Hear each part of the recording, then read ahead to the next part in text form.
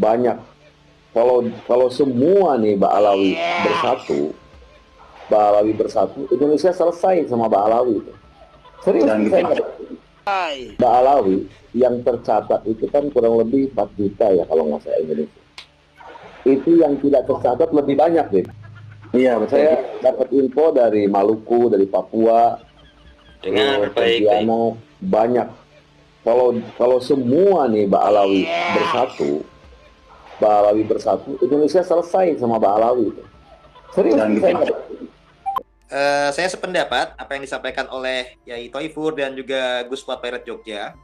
Jadi kalangan Habib Ba'alawi ini pada tataran sensusnya jumlahnya kecil, tapi mereka itu bagaikan kutil, bagaikan bisul yang kalau didiamkan saja ini akan mengganggu dari populasi umat Islam Indonesia maupun rakyat Indonesia secara keseluruhan. Nah, di mana dalam video tadi saja mereka dengan sombongnya itu mengungkapkan angka yang diperbesar sampai dengan 4 juta. Nah, itu pun andai kata betul ya, mungkin digabung dengan para muhibin, jumlahnya pun juga masih minoritas. Kalau dari sensus penduduk Indonesia, rakyat Indonesia di tahun 2024 ini sudah di kisaran 282 juta. Berarti kalau distatistikkan hanya sekitar 1,5% saja, Mas Rifki. Dan apabila dibandingkan dengan jumlah umat Islam Indonesia yang sekitar 148 juta, itu berarti sekitar 1,6% saja 4 juta itu. Jadi meskipun secara statistik Ba'alawi itu tidak sampai 4 juta, hanya hitungan ratusan ribu, tapi kalau mereka menganggap punya massa sampai dengan 4 juta, ya mungkin digabungkan dengan para muhibin, ini harus diwaspadai, karena itu sudah merupakan suatu suara yang menyatakan Indonesia bisa selesai oleh Ba'alawi. Nah, ini kan bisa diartikan mau mendominasi Indonesia, bisa diartikan juga mau mengubah atau memimpin secara perpolitikan. Nah, biasanya sih orang-orang seperti ini ada berafiliasi dengan HTI atau FPI, biasanya ya diduga, dan hendak menegakkan hukum syariat Islam versi mereka. Nah, padahal dalam agama Islam itu sendiri, kita diajarkan untuk menjaga amanah, untuk menjaga suatu bentuk perjanjian. Jadi para founding father kita, para ulama kita, para umarok kita dari masa sejak Indonesia ini merdeka sudah memiliki kesepakatan untuk menjaga Indonesia menjadi satu bangsa, satu negara dengan patokan dasarnya adalah Undang-Undang Dasar 1945 dan juga Pancasila. Bahkan di Undang-Undang Dasar ayat pasal 29 ayat pertama dinyatakan Indonesia ini berdasar atas ketuhanan yang Maha Esa. Nah, artinya meskipun Indonesia ini bukan negara agama Islam, tapi secara spiritual Indonesia adalah negara yang bertauhid, yang berdasar pada ketuhanan yang Maha Esa.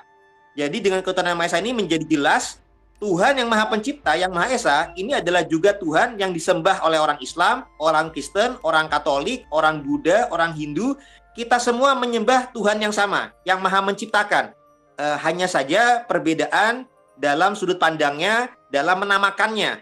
Sama misalkan seperti perumpamaan buah apel, bisa disebut apel di kita, ada orang lain di Inggris nyebutnya apple, atau kalau anggur, ada anggur, orang Inggris nyebutnya grape, dan lain sebagainya. Artinya kita Indonesia ini sudah sebuah negara yang mengandung filosofi yang spiritual. Kita menyatukan berbagai etnis yang berbeda, suku bangsa yang berbeda, agama yang berbeda, tapi tetap menjadi satu, yaitu Bhinneka Tunggal Ika.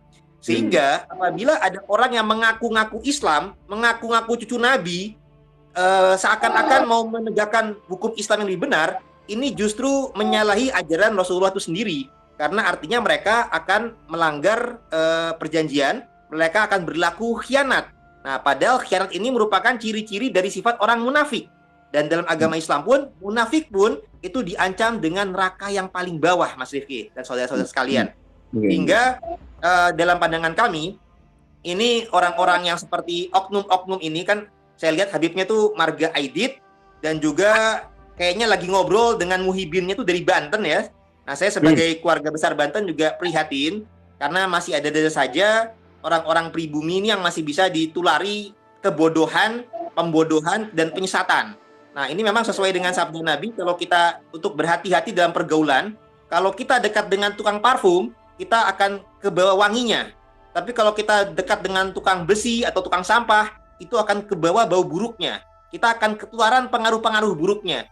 Jadi pengaruh buruk untuk gerakan radikalisme, separatisme, suka caci maki, ini menular ini menjadi akar-akar tidak baik. Dan 4 juta yang mereka sebut nih, ya kalau perlu diselidiki, apakah itu mungkin sudah beserta Muhibin. Nah, mereka kan biasanya juga menyuarakan untuk gerakan jihad, untuk masalah Palestina.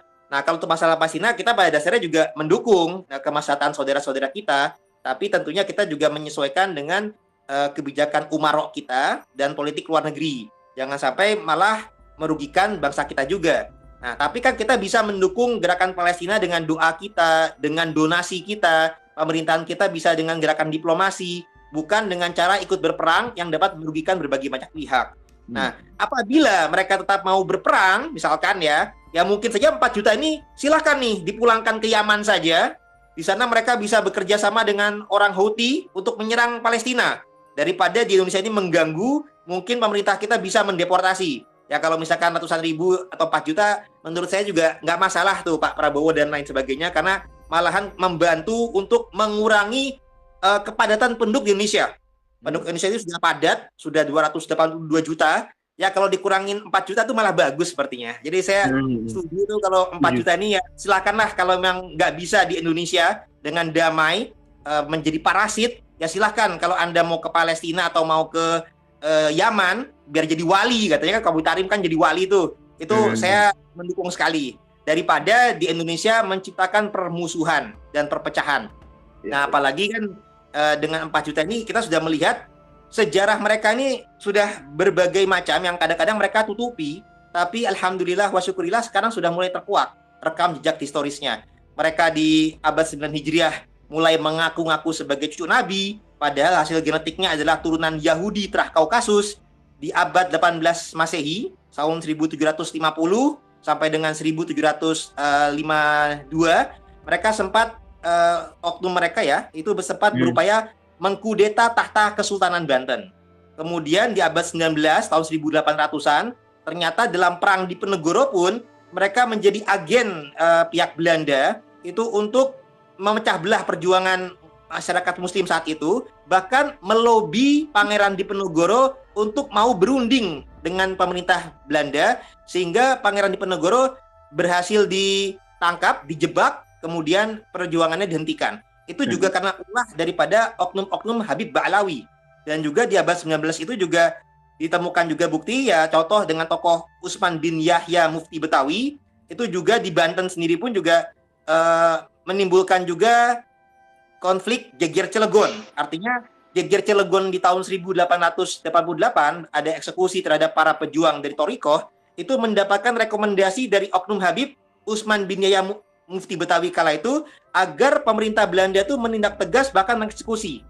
Dan dia juga mereferensikan kepada pemerintah Hindia Belanda untuk memberikan tindakan keras kepada para ulama-ulama Thorikoh. Nah, ini sehingga jelas, dan bahkan Syekh Nawawi pun yang dikenal di seantero Nusantara, baik di Banten, di Mekah, juga berani memberikan surat kritik kepada Utsman bin Yahya. Bahkan beliau juga sempat mengcounter doktrin Habib yang menyatakan berguru kepada satu Habib bodoh lebih utama daripada berguru kepada 70 ulama yang alim yang non-Habib. Syekh Nawawi pun juga sempat menuliskan bahwasanya justru sebaliknya, bahwa satu ulama yang amilin itu lebih utama daripada 70 Said atau Syarif asli yang bodoh, apalagi dari Habib yang palsu nasabnya kepada Nabi. Itu sangat jauh keutamaannya bila dibandingkan. Nah, kemudian di abad 20 terjadi gerakan pemberontakan PKI oleh DN Aidit, Sofyan Barakbah, Fahrur Barakbah. Ini juga adalah ulah daripada oknum-oknum Habib Ba'alawi, muasal Yaman. Dan ketika di Indonesia mereka gagal, ternyata mereka di negerinya sendiri di Yaman di tahun 1967 berhasil mendirikan satu-satunya negara komunis di Timur Tengah, yakni di Yaman Selatan. Yang meskipun sudah berakhir di tahun 1990 dengan menyatu dengan Yaman Utara, tapi Partai Sosialis Yaman sampai sekarang masih ada dan diketuai oleh Habib Abdurrahman Assegaf, mohon maaf. Jadi artinya sampai sekarang pun ya, kalangan Balawi di Yaman pun juga masih ada yang berprinsip atau berfaham komunis sosialis. Sehingga apabila di masa sekarang ada Habib semacam Rizik Syihab suka menuding yang lain itu komunis, harusnya mawas diri berkaca. Jangan maling teriak maling, jangan komunis teriak komunis. Karena yang biasa komunis justru dari kalangan Ba'alawi itu sendiri banyaknya. Apalagi di masa-masa sekarang, mereka suka mengajarkan caci maki, bahkan kepada kepala negara kita. Ketika Gus Dur menjadi kepala negara pun juga dicaci buta mata, buta hati. Kepada Pak Jokowi kemarin, Jokodok. Nah, alhamdulillah kepada Pak Prabowo belum ada cacian seperti itu. Mereka masih berupaya mencari bermuka manis kepada Pak Prabowo. Tapi ya kami dalam video ini juga menghimbau kepada Pak Prabowo yang secara silsilah juga masih bersambung kepada Sultan Hamengkubuwono II, masih bersambung tautan kepada Wali Songo, itu untuk segera sadar dan waspada Pak Prabowo untuk mengantisipasi gerakan-gerakan dari para Habib Ba'alawi ini yang unsurnya negatif. Banyak yang radikal, banyak yang suka caci maki, intoleran, bahkan yang cara halusnya pun juga mau membegal organisasi yang besar di Indonesia dan juga mau membelokkan sejarah Nusantara, yakni Habib Lutfi bin Yahya yang harus sama-sama kita waspadai. Jadi meskipun para Habib ini jumlahnya sedikit, tapi kalau mereka bisa menyusup masuk ke organisasi masa umat Islam Indonesia terbesar di dunia, ini mereka bisa secara tanda kutip dengan jumlah kecil tapi bisa menjajah secara spiritual, kultural, doktrinal, dan rasial dan finansial. Nah, apalagi alhamdulillah kita telah bersyukur Ketum PBNU juga sudah berhasil dengan para kiai-kiai yang lain sudah mengadakan kongres Jatman yang asli legal di bawah PBNU dan juga sudah melengsarkan Pak Lutfi bin Yahya. Nah, kami harapkan Pak Lutfi bin Yahya juga tetap legowo, jangan sampai mengadakan kongres versi beliau di Pekalongan yang alias kongres Patman atau Parman, bukan Jatman yang asli. Dan kita harap para kiai-kiai kita tidak lagi terpengaruh untuk mendukung kongres yang diadakan oleh Pak Lutfi ini. Dan jangan sampai Pak Prabowo juga mau hadir dalam kongres yang diadakan. Kalau diundang jangan mau Pak, itu justru malah memecah belah umat.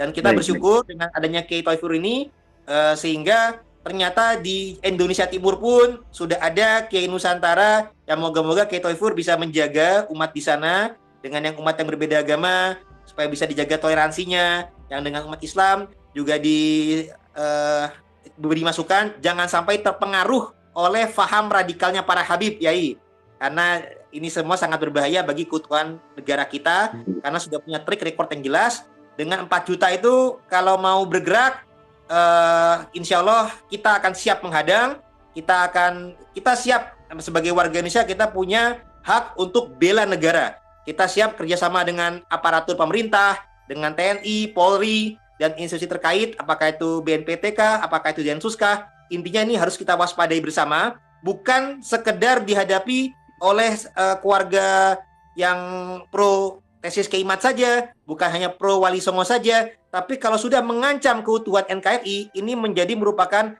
hak dan tanggung jawab kita semua secara bersama-sama.